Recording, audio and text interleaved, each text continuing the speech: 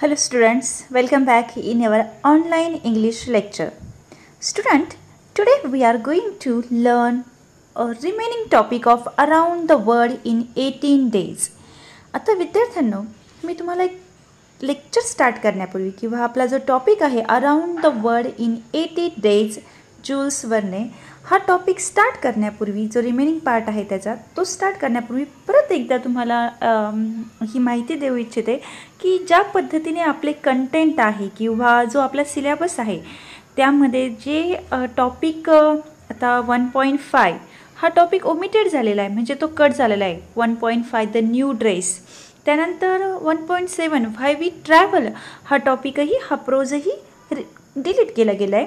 हे दोन जे 1.4 आणि 1.7 हे दोनही प्रोज जे आहेत ते आपल्या सिलेबसमध्ये किंवा एक्झामला नसणार आहेत. त्यानंतर पोएट्री सेक्शनमध्ये सेक्शन 2मध्ये ही असं झालं आहे 2.7 अँड 2.8 म्हणजे she walks in beauty and small town and rivers, ह्या दोन्हीही पोएम काय झालेलं आहे रिड्यूस करण्यात आलेले आहे. त्या दोन्हीही पोएम कॅन्सल आहेत, त्यामुळे त्याही आपल्या सिलेबसमध्ये नाही आहे. अशा पद्धतीने सेक्शन 3 जो आहे रायटिंग स्किलचे पूर्ण टॉपिक असणार आहे. सेक्शन 4 ड्रामाचेही पूर्ण टॉपिक असणार आहे 4.4 पर्यंत, आणि सेक्शन 3मध्ये 3.6 पर्यंत पूर्ण टॉपिक असणार आहे. आता आपण जी ऑनलाईन टेस्ट घेणार आहोत, जी ऑनलाईन टेस्ट म्हणजे आपली ऑब्जेक्टिव्ह टाईप टेस्ट असणार आहे, मे बी इन नेक्स्ट वीकमध्ये असू शकेल. त्याची तुम्हाला इन्फॉर्मेशन ऑलरेडी मिळून जाईल. तो जो फॉर्मॅट आहे ऑब्जेक्टिव्ह टाईप क्वेश्चन्स असणार आहे, म्हणजे क्वेश्चन्स आलेला असणार आहे आणि त्याचे आउट ऑफ 4 म्हणजे ऑप्शनमधून तुम्ही एक ॲन्सर सिलेक्ट करायचा आहे. आता आपला जो फॉर्मॅट असणार आहे आपण तो एक्झामची डेट फिक्स झाल्यावर सांगितलं जाईल. आता फॉर्मॅटचा जर विचार केला ते 4 ऑप्शन्समधून तुम्हाला जो 1.1 पासून तर 1.4 पर्यंत जो आपला प्रो सेक्शन आहे म्हणजे बिग डाटा बिग इनसाईटपर्यंत इथपर्यंत सिलेबस असणार आहे. तसं रिमेनिंग आपलं इंटू द वाईल्ड ही झालेलं आहे 1.6. आता एकच टॉपिक प्रो सेक्शनमध्ये एकच टॉपिक राहिलेला आहे. पोएट्रीमध्येही 2.6 तेवढा एक टॉपिक आहे. आणि अशा पद्धतीने सेक्शन 3 जो आहे रायटिंग स्किल त्यामध्येही ग्रुप डिस्कशन हा एकच टॉपिक रिमेनिंग आहे. अँड आता around the world in 80 days तो झाल्यानंतर आपला एकच टॉपिक रिमेनिंग राहतो ड्रामामधला the sign of 4.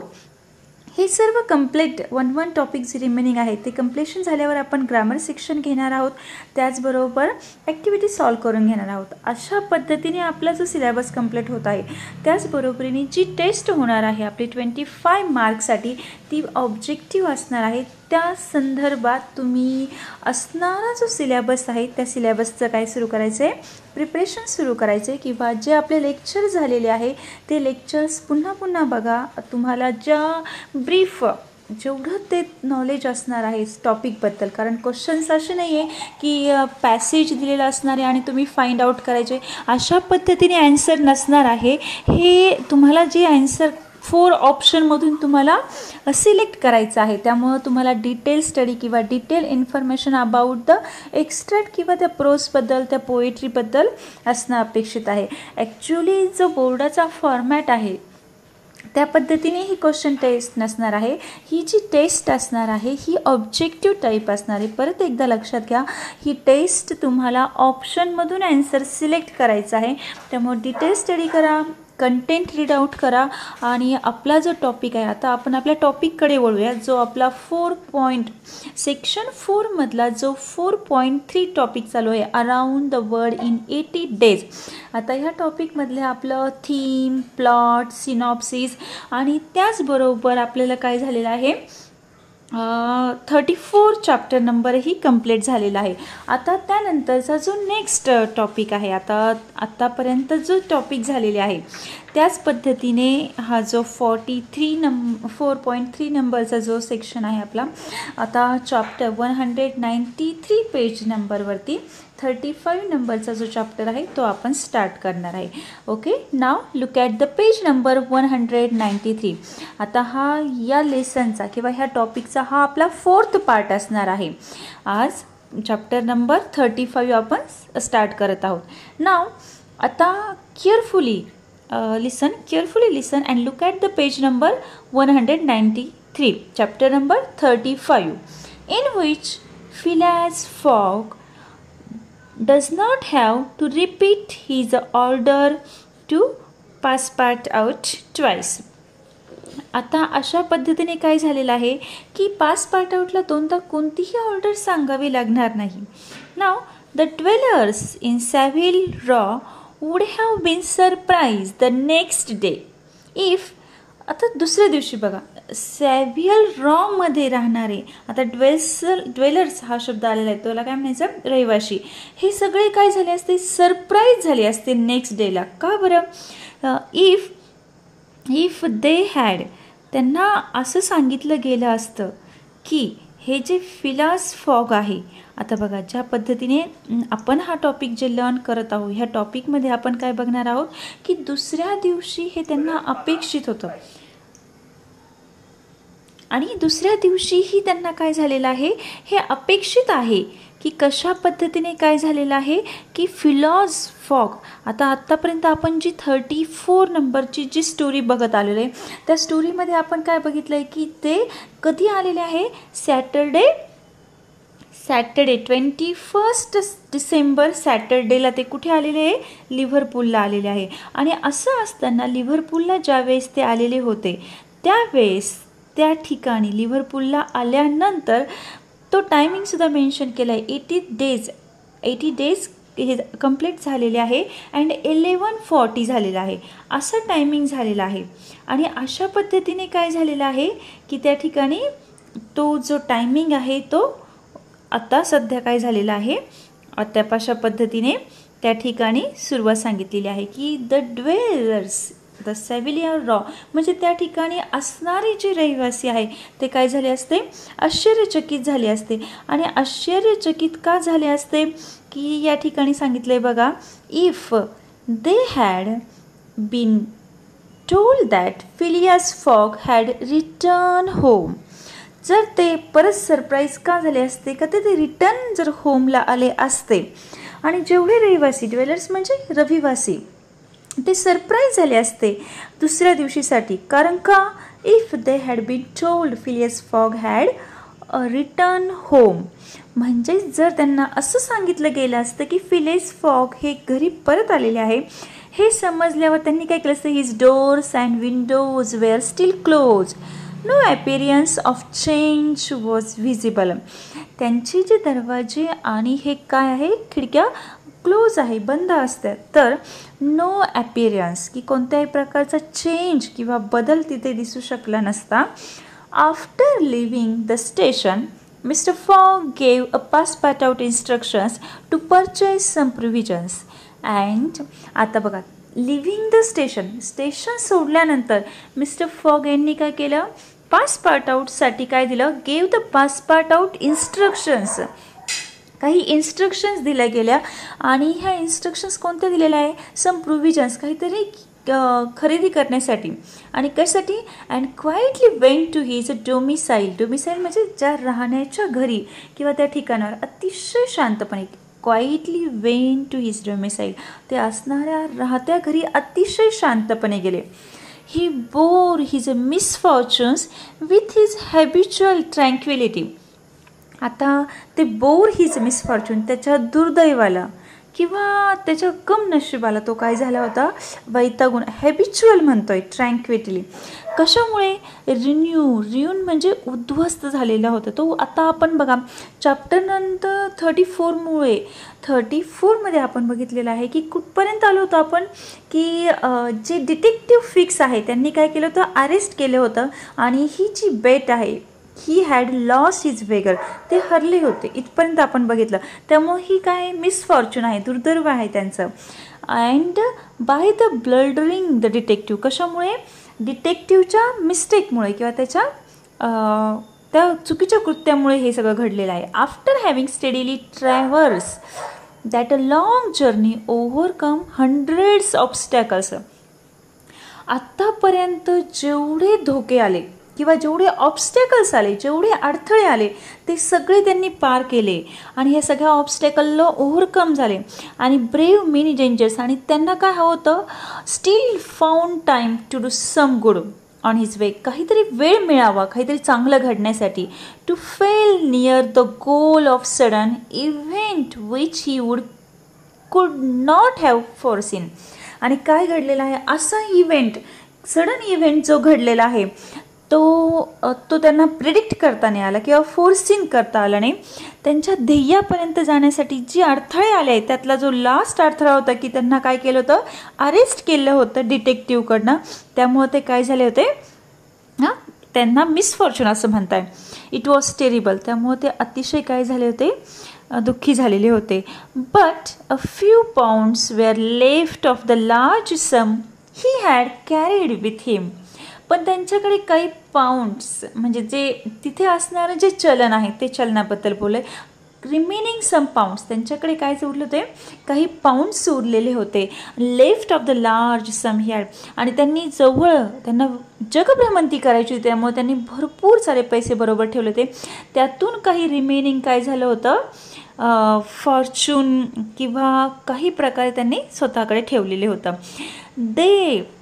There only remain of his fortune the 20,000 pounds deposited the branch. आता त्यांनी त्यांच्या फ्युचरसाठी किंवा भविष्यासाठी, फॉर्च्यूनसाठी किती रक्कम उरली होती, 20,000 पाउंड्स. आणि ते डिपॉझिट केले गेले होते बेरिंग्समध्ये. ते डिपॉझिटेड बेरिंग्समध्ये. And this amount he owed to his friends of the Reform Club. आणि हे जे रिमेनिंग पैसे होते ते कुठे देऊ गेले होते, रिफॉर्म क्लबच्या फ्रेंड्सला. So great had been the expense of his tour. त्याची जी टूअर होती त्या टूअरचा खर्च इतका झाला होता, इतका एक्सपेन्सिव्ह टूअर होती ती. कारण जगभ्रमंती करणं सोपं नाही आहे, आपल्याला माहिती आहे की कशा पद्धतीने खर्च करावा लागतो बाहेर पडल्यावरती. And great had been expense of his tour that even had he won it would not have enrich him. आणि ते इतकी श्रीमंत होऊ शकले असते. And it is probable that he had not sought to enrich himself, being a man who rather laid wagers for honour's sake than the sake proposed, but this wager totally ruin him. आणि जे भागीदारी करणारे होते तर fog यांनी स्वतःला श्रीमंत बनवण्याचा बिलकुल प्रयत्न केला नाही. पण काय झालेलं आहे, ते वेगर्स जे होते, जे पैस लावणारे होते, त्यांनी पूर्णपणे फॉग यांना काय केलं होतं, उद्ध्वस्त केलेलं होतं. Mr Fogg course however was fully decided upon. त्यांनी पूर्णतः निर्णय घेतला होता. He knew what remain for him to do. आता काय करायचं बाकी आहे हे त्यांना खूप चांगल्या प्रकारे माहिती होतं. A room in the house in Savile Row was set apart for Aouda. आता ऑरासाठी सॅव्हिल रॉसाठी त्यांनी एक हाऊस ठेवलेलं होतं. Who was overwhelm with grief at her protector's misfortunes. तिला ते मिसफॉर्च्युनचं किंवा जे दुर्दैव आलेलं होतं त्याचं तिला काय झालं होतं, खूप दुःख झालेलं होतं. From the words which mister Fogg drop see saw. जे मिस्टर फॉगने जे शब्द काढले होते त्या शब्दातून तिच्या काय लक्ष येतं, see saw that he was meditating some serious project. आणि अशा पद्धतीने गंभीर असं ध्यान करत आहे. आणि त्यामुळे तिला ते जाणीव होत होतं की तो खूप गंभीर आहे. And sometimes resorts to desperate expedients. आता काय म्हणता येईल बघा, की तिच्या काय लक्षात आलं होतं की तिला काय जाणवत होतं. For of course however was fully decided upon. आणि ज्या पद्धतीने म्हणजे इंग्लिश लोक असं म्हणता येईल की जेव्हा एखादा कंट्रोल म्हणजे गोष्टीने नियंत्रित केले जातात तेव्हा ते काय करू शकतात, सुसाईडचाही प्रयत्न करू शकता, असंही ओडाच्या डोक्यात येत होतं. Passepartout kept a narrow upon his master. Passepartout यांनी आपल्या जे मालक आहे फॉग यांच्याकडे खूप चांगल्या प्रकारे नॅरोवॉच म्हणजे अतिशय बारीक पद्धतीने लक्ष ठेवलं होतं. दो ही केअरफुली कन्सिस्ट ॲपिअरन्स ऑफ सिव्हिलिंग. अशा असले तरीही केअरफुल त्यांचं जे ॲपिअरन्स आहे ते केअरफुली काय केलं होतं, कन्सीड केलं होतं आणि म्हणजे एक प्रकारे केअरफुली लपून ठेवलेलं होतं ते ॲपिअरन्स.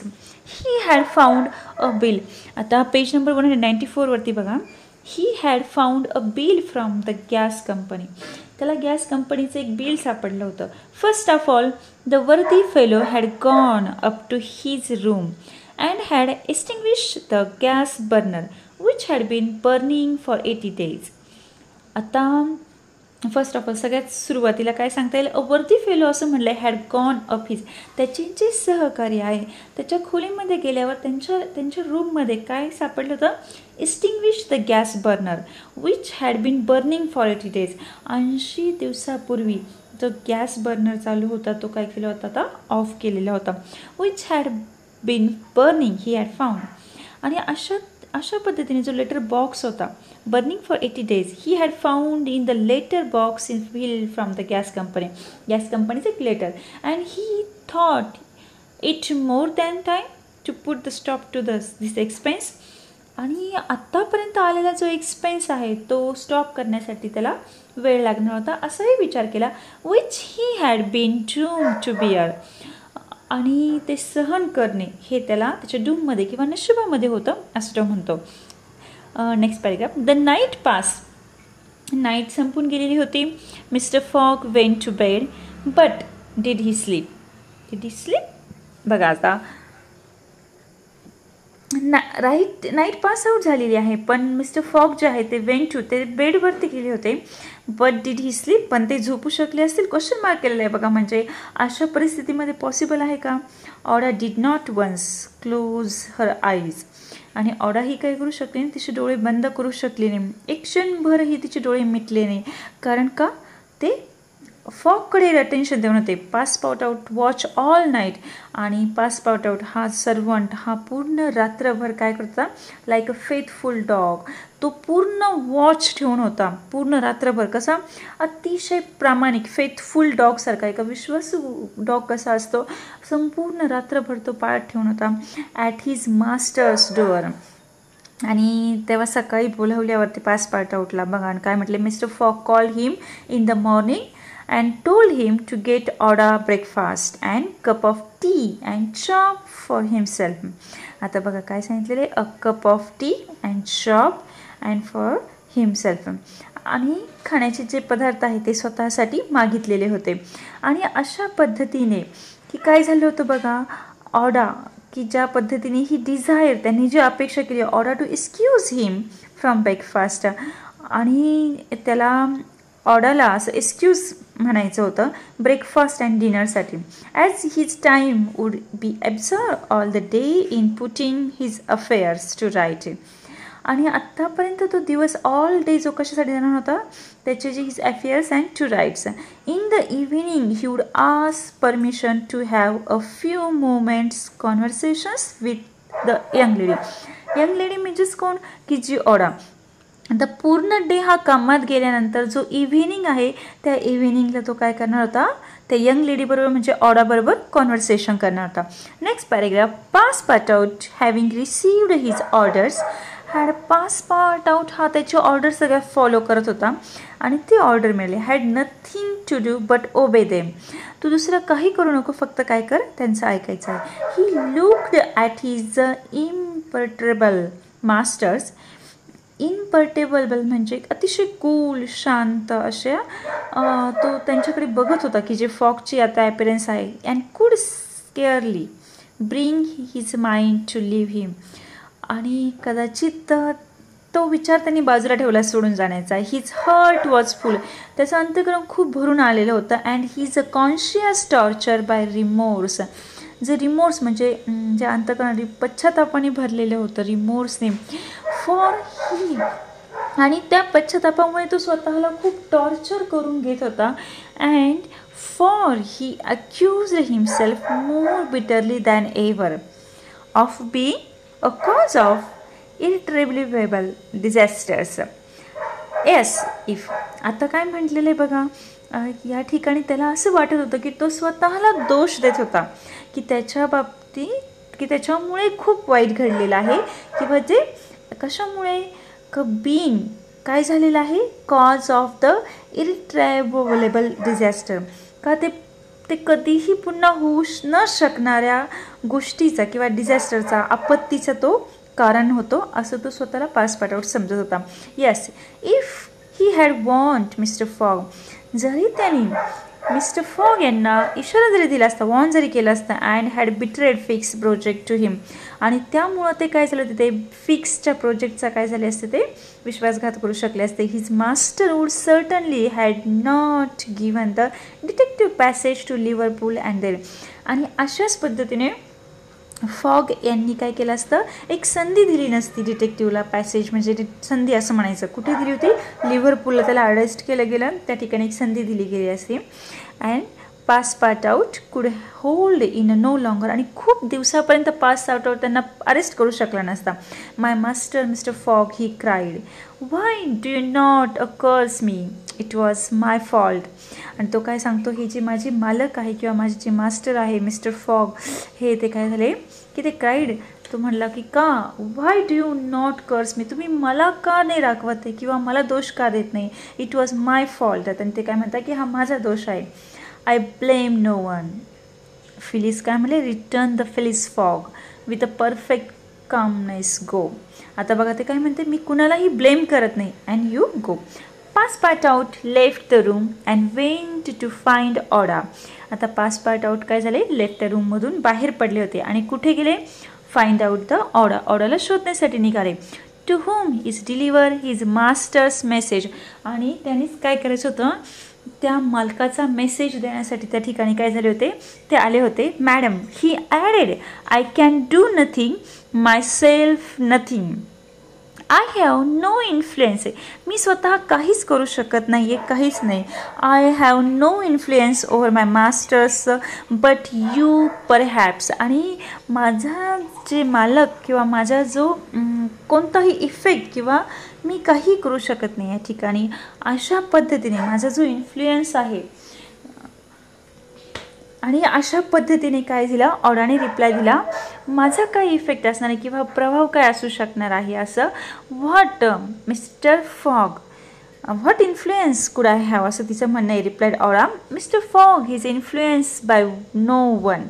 Has he ever understood that my gratitude to him is overflowing. आणि त्यांना कधीच समजलं आहे की माझं जी कृतज्ञता आहे किंवा जे भाव आहे हे त्यांना ओव्हरफ्लोईंग माहिती आहे. Has he ever read my heart. आणि त्यांनी माझं कधी मन किंवा अंतर्मनाची जाणीव ठेवली आहे का. My friend he must not be left alone and instant. You say he is going to speak with me this evening. आणि ती काय सांगते की आत्ता जास्त माझे खूप चांगले मित्र आहेत, त्यांनी आत्ता सध्या तरी एकटं राहू नये असं त्यांचं म्हणणं आहे. He going to speak with me this evening. आणि ते माझ्याशी आज इव्हिनिंगला बोलणार आहेत का असं ते विचारते. Yes madam, probably to arrange for your protection and comfort in England. आणि ते काय म्हणतात बघा की तुम्हाला त्यांच्या तुमच्या प्रोटेक्शनसाठी किंवा तुमच्या कम्फर्टसाठी ते तुमच्याशी इंग्लंडमध्ये बोलणार आहेत. We shall C, replies ऑडा. तर ऑडा काय म्हणते, ओके बघूया आपण की काय होईल. Becoming suddenly pensive. आणि ती स्वतः पेन्सिव्ह म्हणजे विचारमग्न झाणे किंवा स्वतःच्या विचारात असणे, अशी ती पेन्सिव्ह झाली होती. Through out this day Sunday the house in Savile Row was as if uninhabited and दिवसभर त्या सॅव्हिल रोमधील घर ते काय झालं होतं, इनहॅबिटेटेड. अनइनहॅबिटेड म्हणजे कोणीही नसणं किंवा निर्मनुष्य असणं असं त्या ठिकाणी. And Phyllis fog for the first time since he had lived in that house. First time त्या ठिकाणी राहायला आल्यावर first time did not set out for his club when Westminster clock struck 11:30.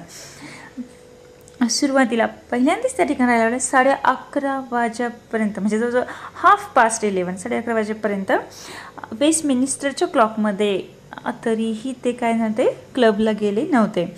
And next paragraph, why should he present himself at the reform.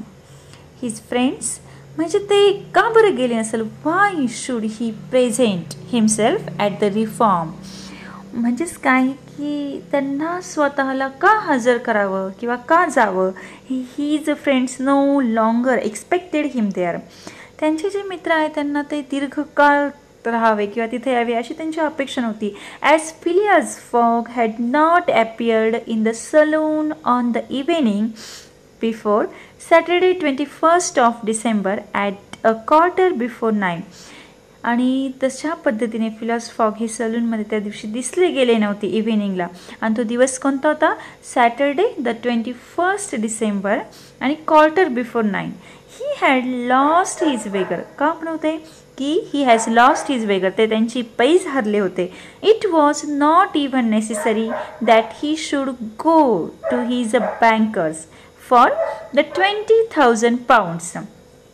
Though it was not necessary, for his antagonist already had his check in their hands. आता त्यांच्याकडे असणारे जे 20 pounds होते त्यामुळे त्यांना बँकर्सकडे जाण्याची गरज नव्हती. ॲक्च्युली कशामुळे का जायची गरज नव्हती तर ते 20,000 pounds for his antagonist already had his cheque in their hands.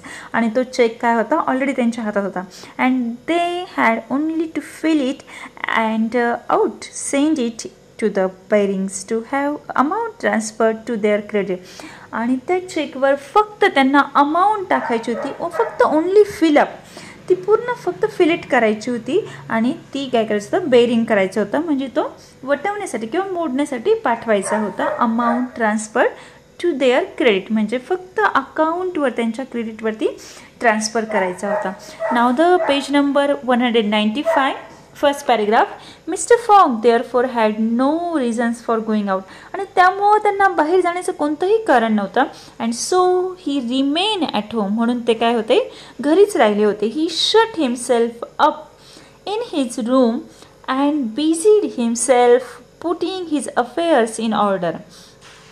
आणि त्यांनी स्वतःला स्वतःच्या रूममध्ये काय केलं होतं तिथेच ठेवलं होतं आणि स्वतः आपल्या वस्तू ह्या आपल्या सुटेबल पद्धतीने अरेंज करत होते.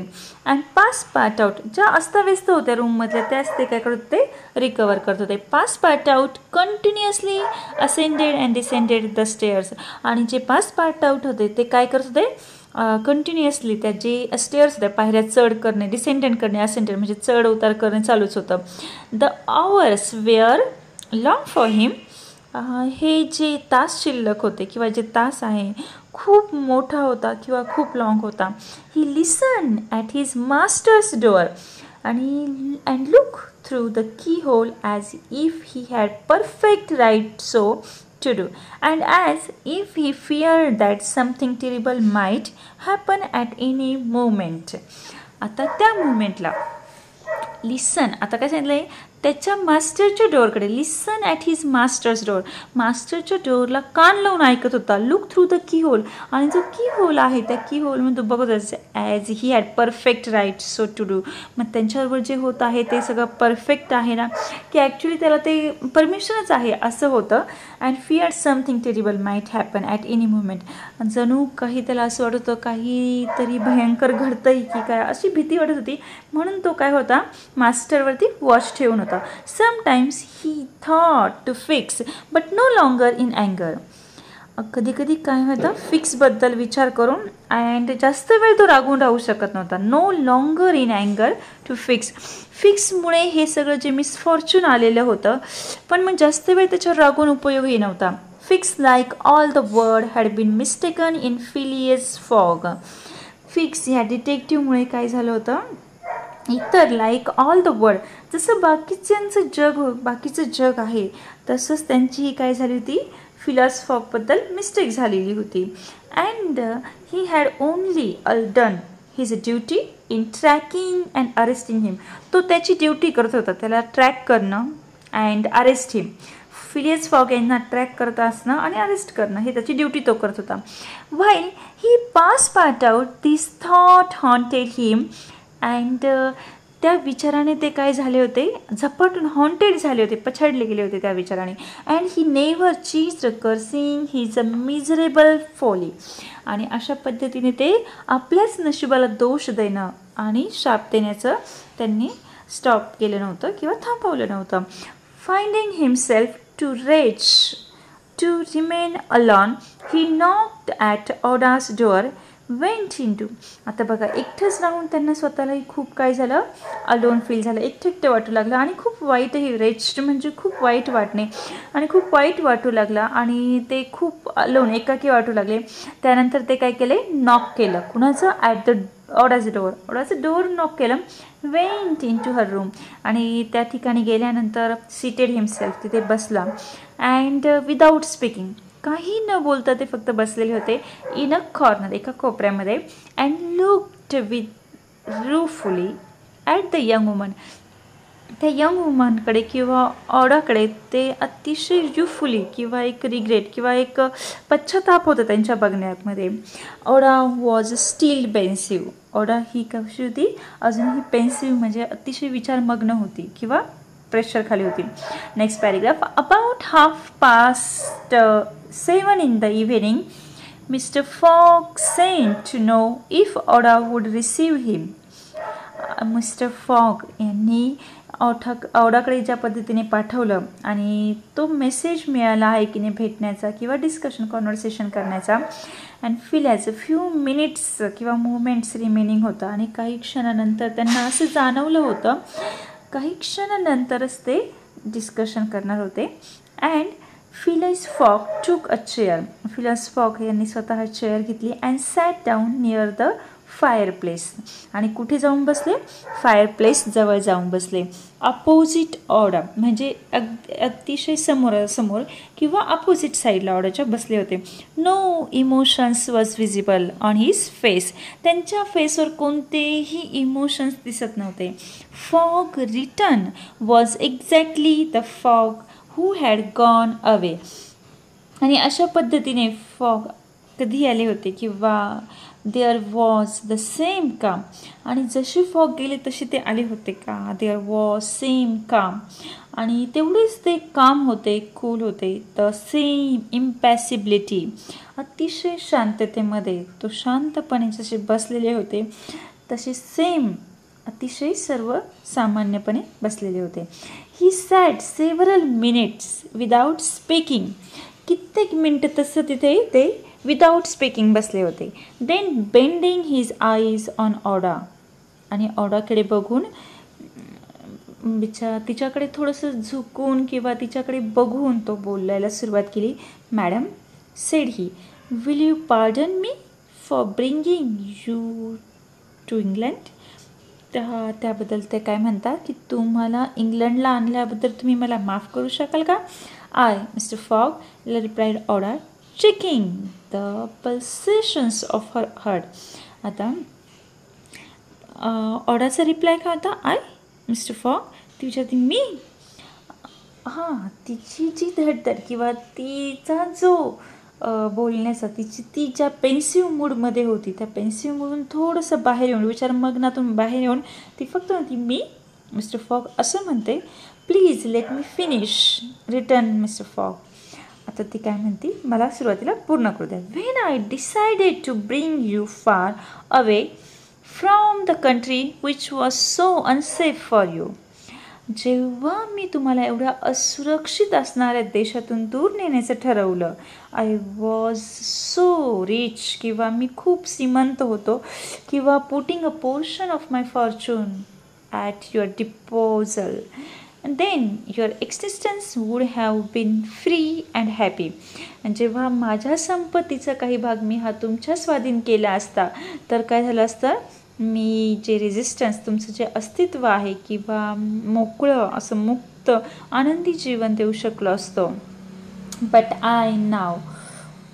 आता मी काय हे आहे, रियून झालेलं आहे. आय एम रियून म्हणजे मी आता खूप रिवर्स आलेलो आहे. माझ्याकडे कोणत्याही प्रकारची संपत्ती रिमेनिंग नाही. एक प्रकारची रियून झालो म्हणजे उद्ध्वस्त झालेलो आहोत. आत्ता माझी कंडिशन ही अतिशय एका उद्ध्वस्त झालेल्या व्यक्तीप्रमाणे झाली आहे. I know it Mr Fogg replied Aouda. Aouda बघा काय सांगते की हे मला सगळं माहिती आहे कारण ऑडा ही त्यांच्याबरोबर होती. And I ask you in my turn, will you forgive me for having followed you. आता तुम्ही मला क्षमा करणार का मी तुम्हाला जे तुमच्या मागे आलेले आहे अँड हू नोज आणि त्याबद्दल तुम्ही मला माफी मागणार हे कुणाला माहीत नाही आहे for having perhaps delayed you and thus the contributions to your tune. आणि तिला असं वाटतं कदाचित मी तुमच्याबरोबर असल्यामुळं तुम्हाला उशीर झाला असावा किंवा माझ्यामुळेच ही घटना घडलेली असावी किंवा मिसफॉर्च्यूनमध्ये किंवा तुमच्या उद्ध्वस्त होण्याला मीही एक प्रकारे काय असेल कारणीभूत किंवा थोडेफार प्रमाणात मीही भागीदारच आहे. मॅडम, यू कुड not remain in India and your safety could only be assured by bringing you to such a distance that your persecutors could not take you. आता या ठिकाणी मॅडम यू कुड not remain in India, madam तुम्ही भारतात राहू शकणार नाहीत and आणि तुम्ही राहूही शकल्या नसतात and your safety could only be assure by bringing you such a distance. आणि तुमची सुरक्षितता याबद्दल मला खात्री एवढे लांब मला खात्रीशीर आहे की ती तुमची सेफ्टी आहेत आणि such a bringing you such a distance आणि त्यामुळे तुम्ही सिक्युअर आहात दॅट युअर पर्सिक्युटर्स कुड नॉट टेक यू. आता तुमचे जे पर्सिक्युटर्स आहे तुम्हाला जे त्रास देणारे किंवा टॉर्चर करणारे इथून पुढे तुम्हाला त्रास देऊ शकणार नाही किंवा इथून तुम्हाला घेऊन जाऊ शकत नाही. So mister fog resume order not content with आता मिस्टर फॉग काय म्हणता बघा. सो मिस्टर फॉग आता ऑर्डर काय म्हणते बघा, परत बोलते not content with rescue me from a terrible death. आता ऑर्डरचं म्हणणं काय असतं की मला एका भयंकर मृत्यूपासून किंवा मला जीव वाचवण्यापासून तुम्ही सॅटिस्फाईड नाही. You thought you self bound to secure my comfort in a foreign land. आणि फॉरेनसारख्या देशामध्ये मला सुखसोयी देण्यामध्ये बंधनकारक आहात असा अर्थ होऊ शकतो का. Yes madam, but circumstances have been against me. आपण जी जवळची परिस्थिती आहे आजूबाजूची परिस्थिती आहे ती अगेन्स्ट मी, जे सर्कमस्टन्सेस आहे जे वातावरण आहे ते माझ्या एकदम अगेन्स्ट आहे. Still I beg to place the little I have left at your service. तरीही मी तुमच्या सेवेसाठी किंवा तुमच्या प्रोटेक्शनसाठी ते ठेवावे असं विनवणी करतो. And but what will become of you mister Fogg. आता याच्यावरती मिस्टर फॉग तुमचे काय होणार असं ऑर्डर विचारते. As for me madam replied the gentleman coldly, I have need of nothing. माझ्यासाठी मॅडम की रिप्लाय तिने जे उत्तर दिलं होतं की अतिशय शांतपणे I have need of nothing, मला कशाचीही गरज नाही असं उत्तर दिलं. But how do you look upon the fates which awaits you. आता त्यानंतर तिचं आन्सर काय असतं बघा की but how do you look upon the fate. ती तुम्ही नशिबाकडे कोणत्या प्रकारे बघताय sir. Which awaits for you की जे नशीब तुमची वाट बघताय त्याकडे तुम्ही कोणत्या दृष्टिकोनातून बघताय. आणि but how do you look upon the fate असं ती सांगते. As I am doing the habit of doing, मला या सगळ्याची हॅबिट आहे किंवा सवय आहे. At least said a daughter want should not overtake a man like you. Your friends, I have no friends madam. किंवा तुमच्यासारख्या माणसांनी तरी रिटर्न जायला नको किंवा मागे यायला नको असं त्यांना म्हणायचं आहे. And I have no friends madam. ते डायरेक्ट म्हणतात की मला कोणतेही मित्र नाही आहे. And your relatives, I have no longer any relatives. आणि मला कोणतेही दूर तक मला खूप लांबचे नातेवाईक नाही आणि कोणतेही दूर तक नातेवाईक नाही. I pity you then Mr Fogg for a solitude is a sad things with no heart to which to confide your griefs. या ठिकाणी ती काय सांगते, I pity you then Mr Fogg for solitude. ती सांगते की मला एक पिटी म्हणजे तुमच्याबद्दल एक सहानुभूती किंवा दया वाटते का सॅड. खूप एकांतात राहणं, एकांतवास हा खूप वाईट गोष्ट आहे किंवा नो हर्ट टू विच कन्फाईड. आपले दुःख किंवा आपलं मन व्यक्त करण्यासाठी काहीही नाही हे खूप सहानुभूतीपूर्वक आहे किंवा खूप दुःखी आहे. दे से दो that a misery itself shared by two sympathetic souls may be borne with patience. त्यांचे म्हणणे असे आहे की दोन सोल असे किंवा दोन सहानुभूतीपूर्वक आत्मे म्हणजे एखादी व्यक्ती किंवा ते काय केलं असेल की आपलं आपलं मन आपण त्या ठिकाणी व्यक्त करू शकतो. आणि नाव इन द पेज नंबर 196वरती फर्स्ट पॅरेग्राफ. आणि अशा पद्धतीने जे दुःख आहे ते शेअर केलं जाऊ शकतं. आणि अशा पद्धतीने सहानुभूतीपूर्वक जे एकमेकांना जे शेअर करणं किंवा एकमेकांना आपण सिम्पॅथेटिक म्हणजे सहानुभूतीपूर्वक सांगणं शेअर करणं हे खूप गरजेचं आहे असं त्या ठिकाणी ती सांगते. विथ पेशन्स किंवा स्टॅमिना ठेवून किंवा सहन केलं जाऊ शकतं. This is so madam. ते असं म्हणतात की काय म्हटलं ma'am. Mr Fogg said Aouda काय म्हणतात Mr Fogg rising and seizing his hand. उठून त्याचा हात धरला आणि काय म्हणाली बघा. Do wish at once kinswoman and friends will you have. ते असं म्हणतात की तुम्हाला एका नातेवाईकाची किंवा एका फ्रेंड्सची नीड आहे का. त्याचा हात पकडून ती उभं राहून लगेच काय म्हणते तुम्हाला आत्ताच्या परिस्थितीमध्ये कुणाची तरी गरज आहे. आणि पुढे काय म्हणतात will you have me for your wife. तुम्ही मला तुमची वाईफ म्हणून स्वीकाराल का असं ऑडा मिस्टर फॉग यांना विचारते. Mr Fogg at this rose in his turn. आणि अशा पद्धतीने त्यांनी जे ऐकल्यावरती there was an unwonted light in his eyes. असा एक वेगळाच प्रकाश त्यांच्या आईजमध्ये होता. And slight trembling his lips. काय होते त्यांचे लिप्स ट्रिमलिंग होत होते थरथरत होते. Aouda looked into his face. आणि ऑडा ही केअरफुली त्यांच्या फेसकडे बघत होते. The sincerity rectitude firmness and sweetness of these soft glance.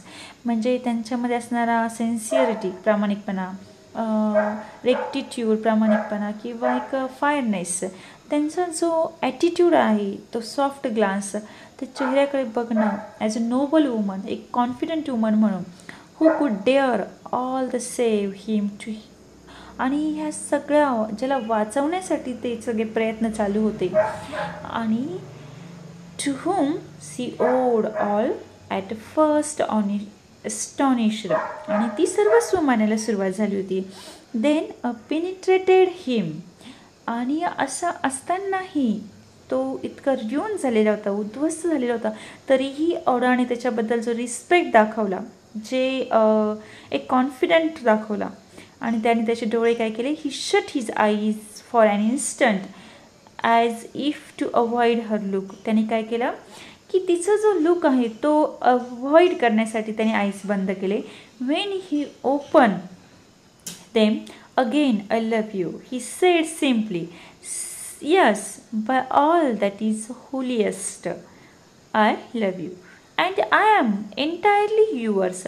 आणि अशा पद्धतीने की अतिशय प्रामाणिकपणे किंवा एकदम सहानुभूतीपूर्वक हे सगळं इतकं पवित्र नातं आहे असं त्यांना म्हणायचं की अशा परिस्थितीमध्ये ॲज अ फॉरेन कंट्रीजमध्ये असूनही काही नसतानाही एवढं केअरफुल नेचर असणं किंवा मॅरेजसाठी प्रिपेअर असणं म्हणजे कोणत्याही प्रकारची अपेक्षा नसणं फक्त एक पद्धतीने काय करायचं आहे एक सहानुभूतीपूर्वक किंवा सपोर्ट करायचा आहे एकमेकांना अशा परिस्थितीमध्ये एकमेकांची गरज असणे अशा पद्धतीने cried Aouda pressing his hand to her heart.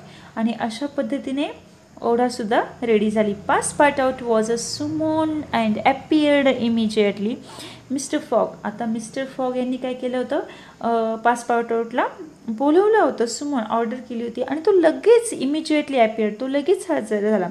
आणि Mr Fogg still held Aouda hand in his own. आता मिस्टर फॉग यांच्या हातामध्ये ऑडाचा हात होता. And Passepartout understood त्यांनाही पास पार्ट आउटलाही ही गोष्ट लक्षात आली होती. And his big round face became as a radiant as the tropical sun at its zenith. आता या ठिकाणी पास पार्ट आउटचा थोडंसं एक्सप्रेशन दाखवलेलं त्याचा चेहरा जो आहे तो बिग आहे किंवा राऊंड फेसेस आहे तो काय झाला होता ॲज अ रेडियंट झाला होता किंवा ट्रॉपिकल झाला होता ॲज अ झेनिथप्रमाणे म्हणजे झेनिथ म्हणजे उष्णकटिबंधमधला की जसं रोशनी किंवा खूप प्रकाशमय झालेला होता. And mister Fogg and ask him if it was not too late to notify, आता लेट झालेलं नाही किंवा उशीरही झालेला नाही आहे. And reverse the Samuel Wilsons, आणि फक्त किती टाईम झाला होता. नाव past part smile is a most genial smile and said never too late, आता खूप उशीर नाही आहे. It was 5 minutes past 8. Will it be a for tomorrow Monday, for tomorrow Monday said the Mr Fogg turning order, ऑर्डरकडे बघून ते काय म्हणले की उद्या सोमवारी चालेल. Yes for tomorrow Monday she replied. आणि अशा पद्धतीने काय झालं होतं, तिनेही उत्तर दिलं होय उद्या की सोमवारी.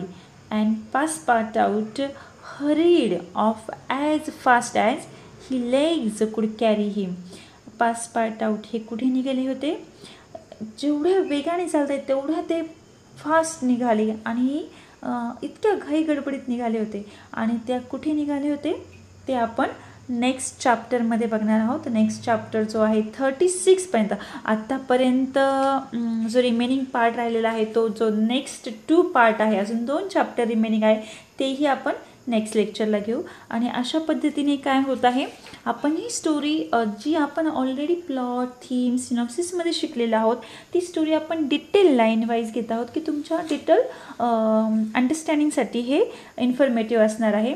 आणि नाव अशा पद्धतीने काय होणार आहे, आपण next chapter number 36. Okay, now we will take the next lecture chapter number 36. Okay, stay home, stay safe, take care for your. Okay, stop here.